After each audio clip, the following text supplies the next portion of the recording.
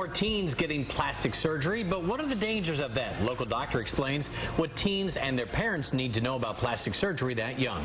It's 9 a.m. from Fox 35. This is Good Day Orlando. It is 9 o'clock here on your Wednesday morning. Good Day Orlando. I'm John Brown. And I'm Amy Caulfield. So glad you're with us. Here's a look at some of the things we're talking about this 9 o'clock hour. First, going under the knife at 13.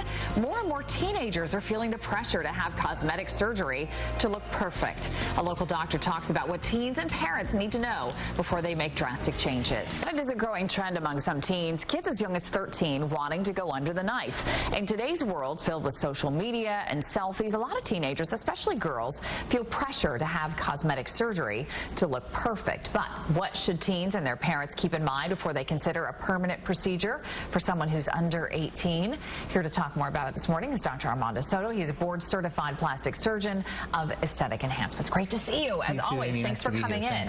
So, wow, this is quite the topic because this is one of those situations where you have young people who may not even be fully developed wanting to make changes already. Right. That's How do you absolutely approach true. it? Well, you know, there's lots of different things in play, right? As you mentioned, it's much harder growing up nowadays. You know, there's a 24/7 kind of influence of the media and social media, and kids are very in tune with that. And there's, you know, something that's always been true of the teen years, which is that desire to be popular and feel good about yourself and have other people think that you're attractive. I think another trend that's contributed to this is, you know, as parents, the way that we parent has changed, right? So we talk about over-parenting and helicopter parenting, where we do things that might not have been viewed as reasonable in ages past to make our kid happy, anything to make them happy, and so I think that contributes too.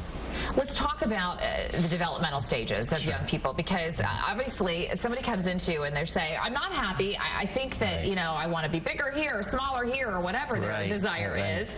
At what point do you say, okay, you're at that right age for that? Well, first I think you have to balance, and some of this is just parenting advice and some of it is, you know, doctoring, but you have to balance the importance of the kids or the young person's perception of a deformity or malformation versus the important lesson that we learn in adolescence to love ourselves and to appreciate what we look like and the differences between ourselves and our peers. There are situations where young people have a developmental abnormality or excessive growth or retarded growth in a body part that would make it appropriate to pursue surgery at an early age, but balancing that's really important. So for example, the ears generally stop growing at around the age of 6, and so anytime after that, if a child really does have prominent ears and it's creating social disturbances for them, it might be appropriate to pursue that kind of surgery. I would never consider breast augmentation on a otherwise healthy young woman who is developing normally to be a healthy thing before the age of around 18. Okay.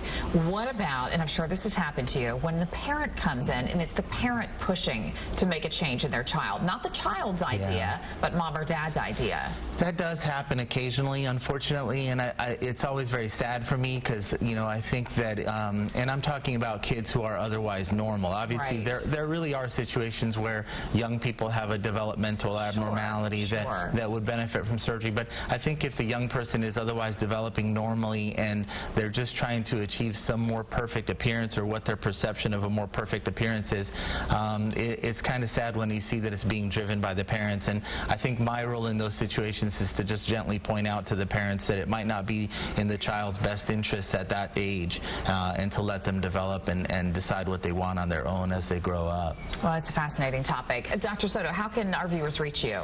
My website is the best way. It's www.drarmandosoto.com. Always a pleasure, sir. Thank you. Thank you so much for coming in.